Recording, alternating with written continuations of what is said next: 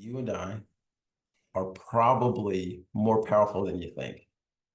I say that because when you're speaking to an audience, you can cause each person in that audience to think thoughts like, oh my gosh, I think the speaker somehow knows me. They're speaking to me right now.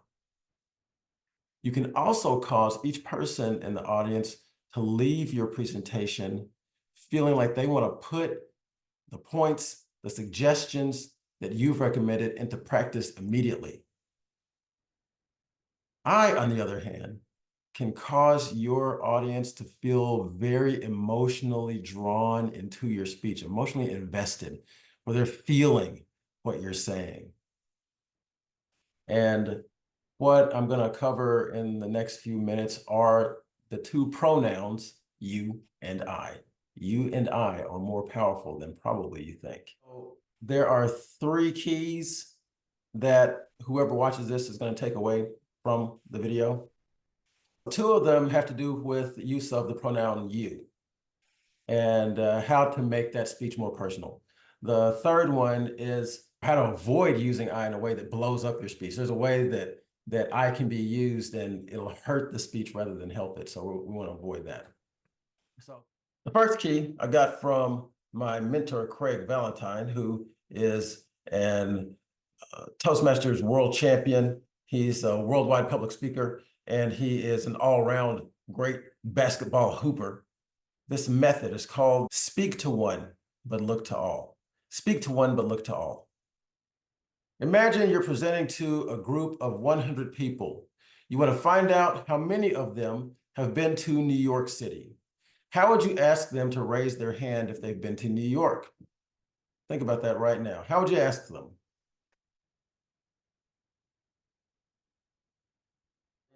Probably a lot of people would say, anyone out there, have you been to New York? Or everyone out there, if you've been to New York, raise your hand. That's speaking to all, but it's speaking to them as if they're a group. There's a more powerful way. It's by using the speak to one, look to all method. In this method, you speak to the audience as if you're speaking to one person while looking to all, while looking to your overall audience. Using this method, you would ask an audience if they've been to New York by saying something like the following. If you have been to New York, raise your hand. Or raise your hand if you have been to New York. So you pretend as if you're speaking to one person. When you do that, your audience feels like you're speaking to them personally. Speak to one, but look to all. If you do this consistently throughout your speech, it'll have the effect in the audience's mind of you speaking directly to them. They'll get the impression that, oh my gosh, she or he is speaking to me.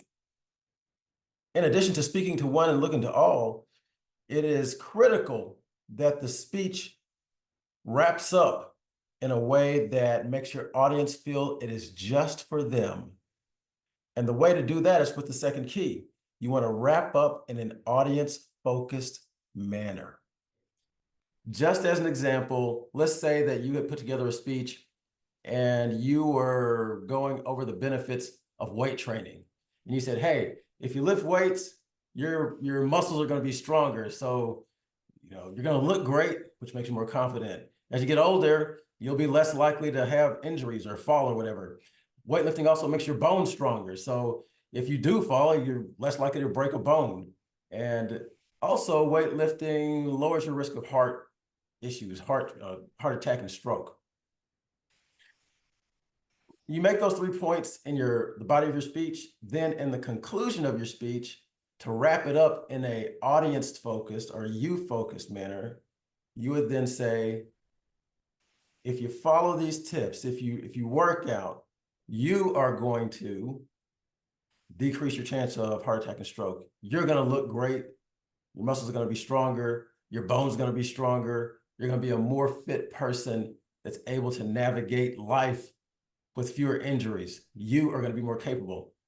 Let's go out and pump some iron. So you You make that ending you focused. That is key number 2 to using you effectively.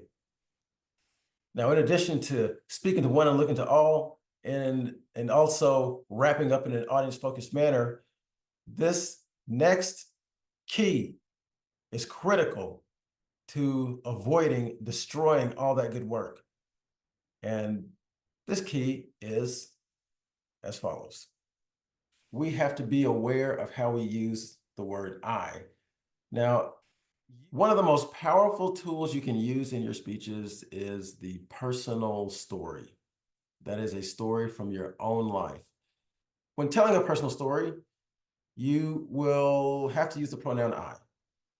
However, when using the pronoun I, you want to minimize the use of it so that it doesn't sound like you're making the speech all about yourself.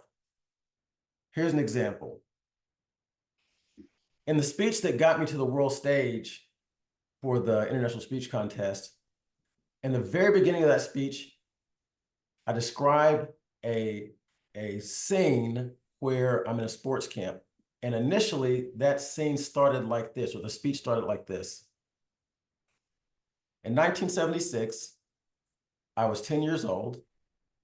I was shy. I was in a sports camp, and I was afraid I was going to bomb in front of the whole group. That's how it was originally written. That's 5 I's. Once I had cleaned it up, it started like this. Summer 1976. I was 10 years old, shy, in sports camp, and afraid I'd bomb in front of everybody. So I went from 5 I's down to 2. And the effect is that the speech becomes less me-focused. If I use I too much, it sounds like I'm making this whole thing about me. I want to avoid doing that. So I clean up the I's. I change the language. You should change, or you can change the language in your speeches so that you minimize the use of I when you are using that very powerful medium of telling your personal story. That way, it makes the story more tasty for your audience. It makes it easier for them to take in and swallow. So tell that personal story because they can be very powerful. But after you've written your first draft, go through and clean it up to minimize the use of the word I. We've covered how to speak to one and look to all, to have your audience feeling like you're speaking to them, each person individually. We've covered wrapping up in an audience-focused way. This way, your audiences will feel like, oh my gosh, I have to do what this speaker said.